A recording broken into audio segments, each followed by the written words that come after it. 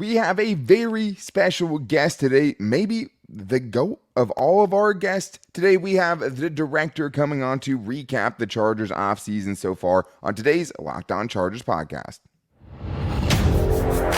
You are Locked On Chargers, your daily podcast on the Los Angeles Chargers, part of the Locked On Podcast Network, your team every day.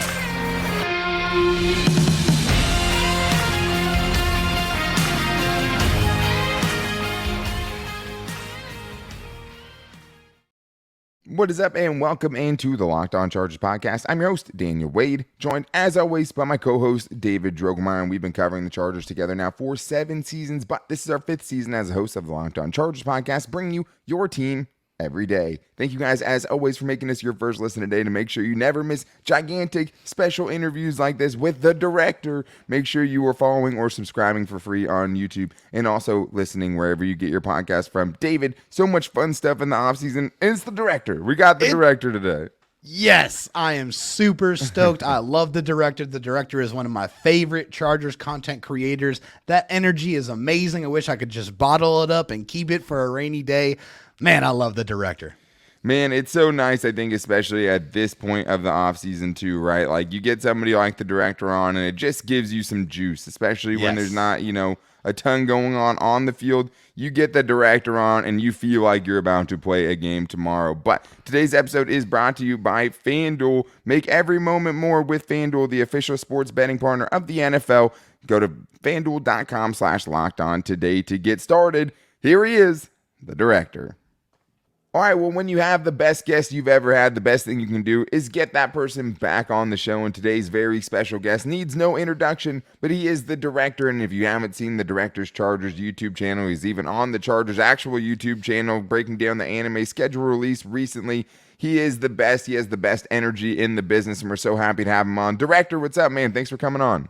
Kia ora, Bolt fam. Is my camera zooming in, or is my head just getting bigger? No, awesome to be back, man. Yeah, I woke up to that Chargers video like everybody else. There was no indication from the Chargers for me. I was like, oh my God, it's amazing. And also the one video I didn't do my hair. Look, Mom, I made it. I just wish they would have given me a little bit of a heads up. But, hey, man, it's been a crazy offseason. Less crazy, I think, than last year when we had the spending spree and everything else. But I think the cool thing about the Chargers this year was it's like, hey, the core is already there. The nucleus is already there. And I think that's why the draft was kind of the most exciting part, because that was where we were going to see the most additions from the Chargers this year. The Chargers ended up going with Quentin Johnston in round 1. And I saw the video. You were like, hey, Chargers 21, Quentin Johnston, lock it up, even leading up to the draft. But it has been a kind of a polarizing, pick with the fan base. So what is it about Quentin Johnston that you like so much? Well, first off, I feel like if there were different names available at that point at pick 21 and we got Quentin Johnston, there could be a completely different spun perspective in terms of, oh my God, we got Quentin Johnston.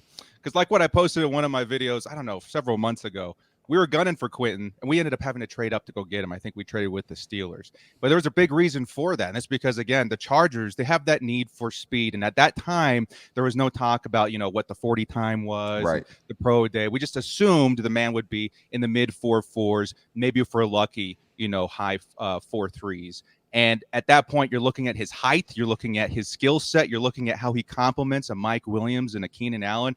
You get really excited about that. But I think the biggest, most important thing is that Justin Herbert finally has that tool to be accessing the part of the field that his arm allows him to, that other quarterbacks really cannot. And I really feel like it's going to help us unlock this new version, or maybe even familiar 2020 version of Justin Herbert that we haven't seen in a couple of years. Quentin's going to be an awesome, awesome weapon for this team. Yeah, and then I think for people who are a little bit concerned about the 40 time, you just look at the GPS tracking data. I mean, he was one of the fastest receivers in college football when you take a look at that aspect. And hey, we all know that you love the Quentin Johnston pick, but what selection outside of the first round did you like most from that 2023 draft class? Oh, man. I think a lot of us get a little excited when we see that 5th round guard come off the board now. Yeah. Are we going to see that history repeat itself? Honestly, Jordan McFadden's one that's kind of gotten me excited in terms of what we really need in a backup. I would say swing tackle if I'm kind of projecting where I see him. Of course, I think he can play along almost the entire line outside of maybe center. Depth is so important. And I think if you're a Chargers fan, you have to understand that after watching year after year, hoping that we have a guy that can step up into that role. I feel like McFadden's one of those guys that does it for me. But if we're really talking like the fan factor, like the it factor, Derius Davis, even though I think a lot of people believe he was a reach, and I do believe it kind of depends on your perspective. I think most people would say he was. I think the Chargers didn't care because he offers exactly what we need, at a position and in special teams, which has been such a big focal point of this team for the past couple of seasons. Having that speed, I don't know, man. This is a whole new Pandora's box that's just been opened up when you've got a Justin Herbert. So that's one's really exciting to think about what could happen this season, not just in special teams, but on the offense as well. Especially after clamoring for that speed for so long. And we got it. Yeah.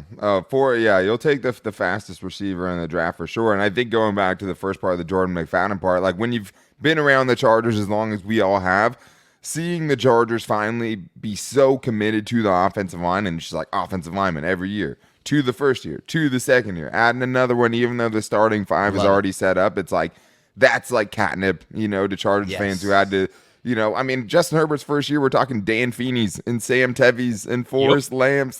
So it is, we do get unreasonably excited for 5th round guards, especially, when the 6th round guard tackle we had last year played amazing left tackle as a 6th round pick. But the Chargers, you guys remember the Phillip Rivers days too. Yes. I feel like every Father's Day, we collectively as a Bolt fam should send apology letters to Phillip Rivers for our offensive line for so many years. It's so much different now. So much different. Well, and I think the good thing about Phillip Rivers is he gets 9 different Father's Day cards every single year. So he's not short on the Father's Day cards. He wouldn't even notice us. Not at all. No, we would be, I don't think we're making it onto the Rivers family fridge, but the Chargers did shake up their coaching staff this offseason. New defensive coordinator and new offensive coordinator, but it's easy to get most excited about the offensive coordinator because a top 5, offensive guy ends up becoming available from the Cowboys and Kellen Moore. So how did you react when they first made that kind of move? Because, like us, you were like, hey, who could they go with, right? But we didn't know Kellen Moore was going to be available. He was the offensive coordinator of the Dallas Cowboys. How did you react when they did it, and what do you think the impact will be for the Chargers? We still have so much good stuff with the director, including, how Justin Herbert fits into this whole thing, especially having his best friend, Rashawn Slater, coming back into the mix, and that amazing anime release schedule, because the director was actually just featured on their channel. So we're going to get into that, but I do need to tell you guys that the official betting sponsor of the Locked On Chargers podcast is FanDuel, and with FanDuel, it's the best time of the year to bet because right now you have NBA playoffs going on, and you can get a no-sweat first bet up to $1,000. That's $1,000 in bonus bets back if your first bet doesn't win. And right now, when you have the NBA playoffs going on, you have the NHL playoffs going on, you can even, if you only like betting the NFL, that's great because you can still do that. You can go Justin Herbert for MVP. You can go the Chargers odds in the AFC West. There's always so much good stuff going on in FanDuel, and especially right now with these playoffs, the great promotions that they have going on. So many great bets where they're putting 1 2 bets together to come up with some really, really fun ways to get in on the action, especially if, football is your first sport.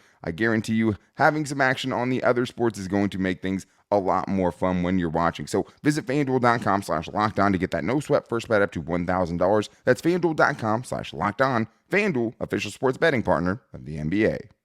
Yeah, I think, again, it threw a lot of us off. You go back and watch my videos, top 5 potential offensive coordinators, who we got. Kellen Moore's not in a single one of those lists. And I think it's because all of us had no idea that he would become available. He is, in my opinion, outside of maybe the weird Cowboys fans' perspectives, one of the best offensive coordinators you can find in the entirety of the NFL. And it seems like maybe a relationship was kindled back, in the offseason last year, shooting that commercial with Justin Herbert. Whatever the case may be, something drew Kellen Moore over to the Chargers to continue his career as an offensive coordinator, because this is a man, let's remember, that could easily be interviewing for head coaching positions even at this point.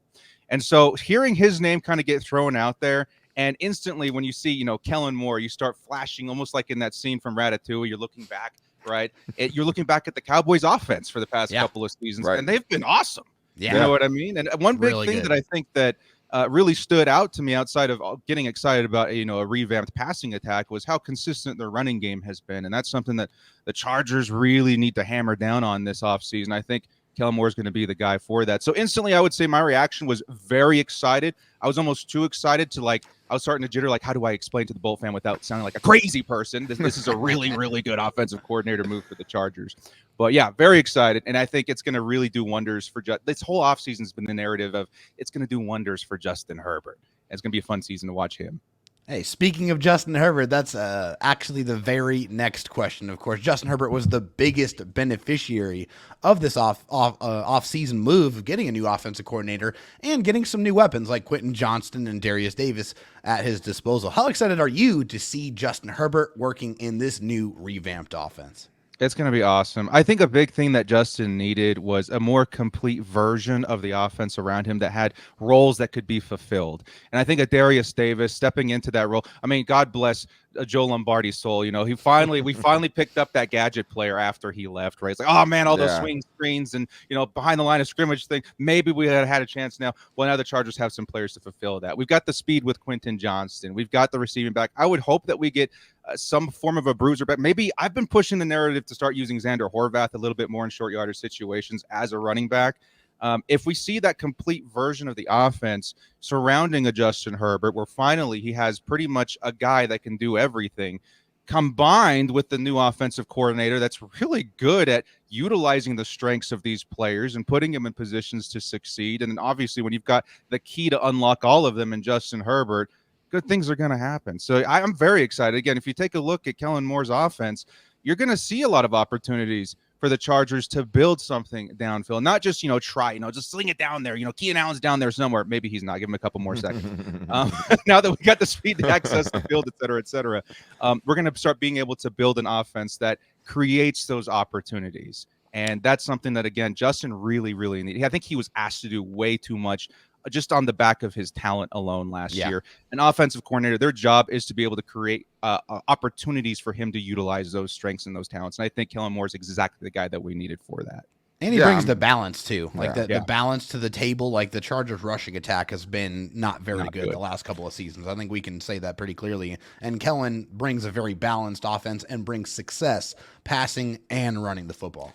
Oh, yeah, 100%. And I think it's a good point you bring about the complete version of the offense, right? Because the one thing that you want Justin Herbert to have that me and David have been talking about is if teams are always going to play him with a deep shell over the top, you need guys who can at least exploit that underneath. You need guys who can attack that and are dangerous with the ball in their hands. Yeah. Derius Davis and Quentin Johnston both bring that to the table. And I think it's just nice to think about Kellen Moore and how he can scheme with players and what he's going to do with this group, including a Xander Horvath, right? I'm excited to see how he uses Xander Horvath, obviously taken under a different offensive regime, but you don't really have many blocking tight ends. Maybe that's somewhere where they try to, fit him into the mix. But it's exciting to have the, feel like there's some more creativity coming into the room. Feel like there's someone that has different ideas about how to use these players, because it just felt like there was some meat left on the bone last year. But you spoke about the running game and having a more, complete offense, David, and just having that balance. You know who's going to help with that? Rashawn Slater. I know that you are very excited. Rashawn Slater is one of your favorite players, and I think one of the there wasn't a ton of offensive additions, right, to the Chargers. I mean, no free agents. You brought back Trey Pipkins. One of the biggest additions the Chargers have this year is getting their all-pro freaking left tackle back. That is such a huge part and underrated part of this offseason. How excited are you to see that dude back on the field? I mean, you take a look at this season. It's funny because last season was the season of we're going to get everybody together. It's Avengers Endgame. And then this season, this year, is we got to go in the past and grab all these guys that got dissipated from the snap, man. Everyone went down with injury. This is the year that we come back with the players that actually make a huge difference on this team. And when you reassemble everybody back together, that's when the magic actually happens. Because last year, again, I feel like the wind was taken out of our sails with every week somebody going down. Yeah. Especially Rashawn Slater. My God, such a big part of this offense. This season, the narrative of these returning players, the return of the fallen, whatever you want to call it, it is going to matter. And it's so easy, even for me and any football fan, to have a short memory as to, what the strengths and weaknesses are on this roster. No, it really isn't as big of a weakness. I think, Jamari Sawyer did a great job in stepping in, but now coming back after, thinking of his 2021 campaign, Slater is going to open up so much what you can do on this offense in terms of the play, in terms of time for your receivers, so many things. So yeah, the narrative this season of the returning players, Rashawn Slater's probably at the top of that list for me, and there's a long list of players. I mean, that's wild that very important. we thought it last year was the end game, and last year was actually Infinity War, right? Yeah, like we thought it was end game. This is end game this season. The players are coming back. The portals are opening, and the reinforcements, the Bosas and the Slaters, maybe even the J.C. Jacksons coming through. I love it. This is the way, man. Like that's again. I think the table has been set last year, and I think despite a lot of the unfortunate circumstances, I think the Chargers made a majority of the right moves. You know, the J.C. Jackson thing is still kind of up in the air. I still believe there's a really good chance that was a good move. We just have to wait and see, you know, with the returning from injury and seeing how he kind of comes back into the system, if he's still showing the flashes that I think I saw towards the end before he, got the injury there. If he fits training in, camp too, he was awesome. Pickup. Yeah. Yeah. And hey, he has a tremendous track record. I mean, he was one of the best interceptors of the football in football for the last 5 seasons. So we just got to hope that maybe he can get back to that level. The Chargers decided to go anime with their schedule release for the second year in a row, and they actually had you on their YouTube channel breaking it down. Somehow, this time they seem to fit even more Easter eggs and references than they did even last year. What were some of your favorite parts? Oh, man. Well, first off, shout out to like Ty and Dizzy and all the other guys that were in that video. Those guys are solid. I've played some Apex with Ty. He's pretty good, but you don't want to run into me and Ty in Apex Legends. We'll say that first off. Second, shout out to Dizzy as well, man. One of the OGs. Really cool to see all these guys in the same place together. I feel embarrassed. A lot of them were like, "Oh, the first time in a video with the Rector, we're on the Chargers channel." I'm like, that's awesome, and I've let you down. I'm sorry. It won't be the last time we're gonna get together. Second off, amazing. This last season, I told myself after the last video, I was like, I need to watch more anime. I need to be more cultured. So when this happens again, I'm prepared. And I dropped the ball. And then I was like, the next season, it's anime episode 2. I was like, all right. Okay, let's buckle up. We're gonna do some research. Time for here. homework. It was very good. The football references were pretty savage. I think if there's one word that you can use throughout the entire video, it's savage. There was some savagery afoot with the Chargers social media team this year. Some things that I needed brushing up on in terms of the references. I was like, wow, they really put that in there, huh? But one of my favorites, that it was a narrative that I tell a lot of people that I find amusing and almost shocking, is the Bills narrative. When they're looking over the coffins of those 4 straight seasons that made the Super Bowl, not winning a single one. I can't imagine being a Bills fan in that era and going back over and over and over and over. Rip your again, heart hopefully. out, man. My goodness. Yeah, absolutely savage. Outside of that, though, there's just great artwork all along, man. I've seen some of the previews of the ensemble of the wide receivers. Even in anime form, I was like, all right, okay, I'm ready. Let's come on September. Let's go.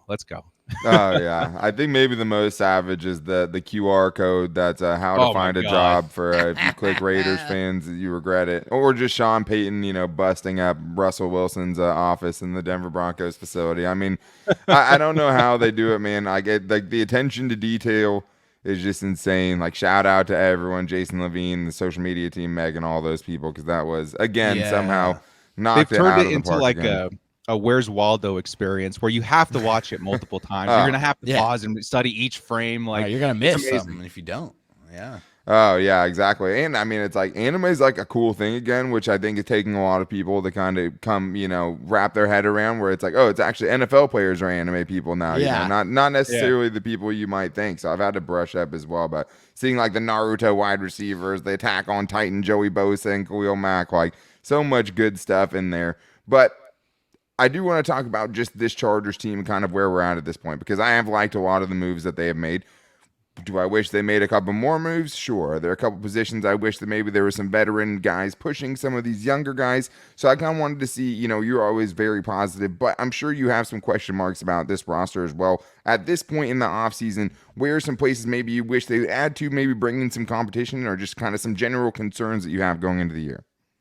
So before the show, me, David, and Daniel were talking about the length of the shows, and in my channel in particular, I've been going a little longer because I like to ramble sometimes. And in one of those rambling instances, I had a section called "Where the hell is John Johnson III?"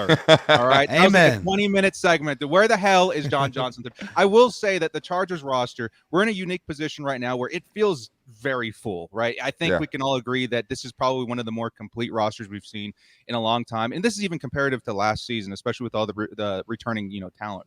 But if there's one position on this roster that I think needs attention because of how much of a focal point it is on our particular defensive system, it's safety. And to have a guy back there, or a question mark, I would say, does make me a little bit nervous. Did JT Woods, go to church a lot this last year and become blessed? And maybe he's this new version of himself that we haven't seen before. Maybe I would be excited to see that. Is Alohi Gilman maybe the answer opposite? That could be the case, but I want to see him in that, Derwin relief role more often than not. If the Chargers could go out there, get that veteran that I believe still has, great potential to just work with this system, of course, coming from a system that Brandon Staley built already with the Los Angeles Rams, I would feel a heck of a lot better. Outside of that, I think the defense looks awesome. I love the addition to the pass rush in the draft. I think that's really going to mesh into some awesome opportunities for the defensive backs to come up with more turnovers. On offense, the one question mark I have is maybe tight end / running back, but they're both really good. Like running back's great. It's the outside of football circumstances that make me nervous. Tight end is good.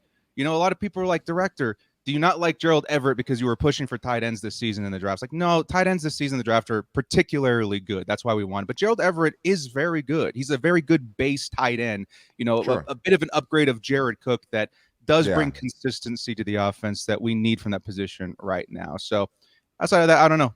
The roster's looking very nice, very nice. I would say safety, though, if I had to complain about one thing, let's get John Johnson in the building. Come on, give me his number. I'll call up his agent. We'll see what we can work out. All of us are definitely in agreement on that. We have also been clamoring for John Johnson III for seemingly the entire offseason, and I don't see Derwin James doesn't play in every game every season, David. That's so, true. Even if you love Alohi and Gilman, right? Yeah. Even if you love Derwin James and him as a tandem, you're one injury away from Alohi Gilman and JT Woods being your two starting safeties, and that's kind of a scary thing because those are just two incredibly small sample sizes. Yeah, that is a alternate reality, a multiverse version I do not want to live in.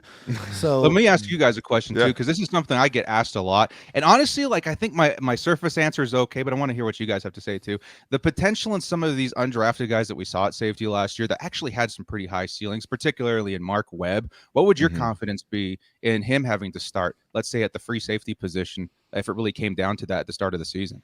We just talked about Mark Webb. Yeah, we were actually just like, hey, where's Mark Webb? Where's he at? Right? Yeah, I mean, 7th round pick, Brandon Staley's guy, right? And kind of in the same vein as some of the late safeties he took when he was with the Rams that he had a lot of success with, right? And was actually benching dudes like Taylor Rapp for 6th, 7th round picks. I mean, it's hard. I mean, Raheem Lane, we had a really good, preseason last year too, where he was flashing all over the place. He had some big plays in training camp. Those are the big ones. And, you can even throw AJ Finley in there, the newest guy, newest undrafted free agent in the mix. And I think that's what we have to hope right now, David, right? Is that one of those dudes just absolutely shows out and makes us feel a lot better about it. Yeah, I know Brandon Staley is very high on Mark Webb. And when the Chargers, brought Mark Webb in, he seemed like a guy that had the prototypical size and attributes that you'd like to be able to mold, and he had some good production in college. He was a very sure tackler, and they could have cut bait with him several times, right? They could have gotten rid of him as a 7th round pick. He's been on the practice squad. They could have parted ways, and they've decided to keep this dude around, right? Hopefully not the same way that they've kept Joe Reed around, right? I think that's just what you hope. Yeah, I just want to see him, be healthy, get a real opportunity because of the state of that position, he has a definite chance to make this roster. So he's got to go show out in training camp and preseason. We'll see. But we have to finish with this, the absolute toughest question of all. Uh-oh. Which Chargers player would make the best Jedi and which would make the best superhero? Oh, man. Well, first off, Jedi has to go to Justin Herbert. The man's a spitting image of Anakin Skywalker. Let's go. maybe the best Jedi at first, and then, we'll see what happens later down the road. Hide the younglings. Hide the younglings, and we'll see if maybe we can avoid some disasters. The best Sith on the roster, honestly, and this is lately, and honestly, it's not something I hold against the guy at all. But I think Joey Bosa is maybe, edging into the dark side a little bit these last couple of seasons. Let the hate flow through you. I can see it, Joey. I can see every time you go in front of that microphone talking about Derek Carr. I see it. I see that evil smile on there. So maybe Joey Bosa, this big bad Sith Lord, pretty cool. And as far as the superheroes. I think Derwin James, he's got that, charisma. He's got, the superpower to play all positions and stuff. Like, he's already a superhero on this team. So that's what I have to go with there. I mean, yeah, I love that. You also, we talked about the schedule release a little bit. There's some crazy games, right? Like, I mean, I know you've gone through it already. You've gone through the schedule. You've talked about what you think, some of the best games are, some of the toughest games are, because there's undoubtedly some really tough games on there, right? Like, it's going to be a tough season, but you also get a ton of fun matchups, right? That's kind of the hard thing. It's like 6 primetime games. We get to see Josh Allen versus Justin Herbert, and Justin Herbert versus Lamar Jackson, but it's also like, Justin Herbert has to go. Yeah, exactly. But like, he also has to go. Those are also incredibly tough games too, So like, when you were going through the schedule, making like your predictions and everything, which are the games that you're looking forward to most? Because I think there's a ton on there you could pick from. Oh yeah. I think honestly for me, and I think kind of selfishly, right? Especially when I'm thinking like, because I get to go to maybe one game a season, and so I want to make sure it's going to be a fun one, right? And one of the biggest things that I look at are the strength of the defense, particularly in the secondary. When I'm because I want to see a good day by Justin Herbert. If I can help my odds out in there, definitely, sure. And honestly, there's actually some nice pocket of opponents that don't have the best secondaries as of last season that might be able to offer that. In the end, we decided to go to the Bears game, the Chargers versus Bears. They have I would say, up and coming DB, group, but nothing too crazy to write home about. But outside of that, I mean, if you're looking for some fun matchups in the division, the Raiders still have one of the worst secondaries you're going to find out there. I know the Minnesota Vikings are going to have a hard time, and it's that one's going to be a shootout. I think the Minnesota Vikings game is going to be very fun. You got Justin Herbert versus the wide receivers of the Minnesota Vikings, and then both the Chargers do have a better secondary, but you're going to see a lot of back and forth in that game. I think that's going to be really, really fun. And then outside of that, it is going to be a tough season. It is going to be a tough season in terms of contrasting what we had last year in opponents to this year. It's going to be an uphill climb. Hopefully we have, with the reinforcements that we got of players coming back, we're better equipped to take on some of these better teams. I think honestly on paper, you could say that, the Chargers are favored in a lot of ways, but it really depends on how everything shakes up with the new OC and how injuries hold up throughout the season. Yeah, absolutely. I mean, those are always the key things for the Chargers. Maybe even, hire an athletic trainer, hire a head athletic trainer. Nice. Maybe that would be a good thing to do right about now, or maybe a month ago. Who knows? But I mean, there's so many good games to look forward to. It's going to be a tough season, but like, that's the thing though. Good teams aren't afraid of good teams. And last year when we were looking at the schedule, what we thought the toughest games were? The Super Bowl defending champions, the Rams, the Colts with Jonathan Taylor running all over them, and the Titans with Derrick Henry, right? Like, and the Chargers ended up winning all 3 of those games down the stretch last year. So it's like, this is always an interesting point of the season because it's before you really know what these teams are going to look like and who's even coming out healthy out of training camp. But Director, thank you so much, man. Truly best in the business. You guys can find him on Twitter at @TheDirector_YT, his YouTube channel, The Director Chargers channel. Thank you so much for coming on, man. You are the best. I can't wait to see what you have going on next because you always have some fun stuff going on over there. Well, I appreciate you guys. Now I'm actually going to start zooming in here. Here's the head getting a little bit bigger with every moment that goes by on the Locked On Chargers podcast. Thank you so much for having me on. This has been great. Cannot wait for the Chargers season. That's as far as I can go on there. All right. Kia Bolt fam. Thank you. Man, what a treat. A special thank you to the director for joining us again. David, for booking him because always such a good guest. Truly one of the GOAT guests of the Locked On Chargers podcast for sure. We will definitely have him on again. And the great news is we have even more guests coming up, David. We have great guests coming up for you guys, and we're trying to get Chargers players on the show. We have more Chargers experts and NFL experts coming on the show this week. The everydayers know we will be here Monday through Friday with the best Chargers content out there. So make sure you guys are back with us tomorrow. And to make sure you don't miss it, subscribe to the Locked On Chargers YouTube channel and also listen to the show wherever you listen to your podcast from. And you can also find the show every day on all of our social media. You can find me on Twitter at DanTalkSports. David Drogemeyer, guest booker extraordinaire at Dro Talk SD. And the great thing about him is his DMs are always open. In the show's page at Locked On LAC. You can also find us on Instagram at Locked On Chargers and our Locked On Chargers Facebook page. If you guys want to, you can get in on the fan mail show this week and call into the voicemail line as well. If you want to leave a 30-second voicemail at 323-524-7924, there's a good chance you are getting on the show. But make sure you guys are back here tomorrow. Until then, take it easy and go Bolts.